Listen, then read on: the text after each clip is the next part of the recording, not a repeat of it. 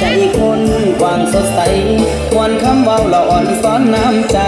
ทุกเดือนไปบุญประจำก็มีเฮ็ดบุญตามมีตามคลองมี12ของ14ยิ่งเป็นบุญประจำปีคนอีสานมีความสนุกเหลือ